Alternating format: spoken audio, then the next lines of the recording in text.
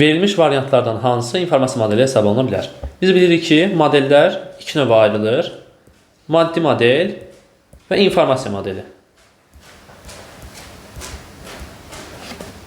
Və bu modellərə görə baxsaq, maddi modellər 3D formatda ola bilən, yəni bizim toxuna bildiyimiz, onu hiss edə bildiyimiz modellərə deyilir. İnformasiya modelləri isə söz və yaxud da şəkil, cədvəl, qrafik və s. kimi modellərə deyilir ki, biz burada nə edirik? Fiziki hər hansı bir informasiya ala bilmirik, amma hansısa bir məlumatı əldə edə bilirik.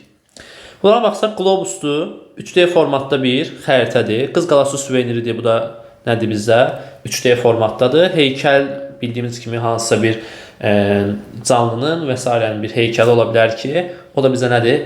3D bir model sayılır. Oyuncaq maşında olduğu kimi. Sadəcə bir şəxsiyyət vəsiqəsidir ki, biz şəxsiyyət vəsiqəsini sadəcə bir kart kimi hazırlayırıq və onun içərisində sadəcə bir informasiya saxlayırıq.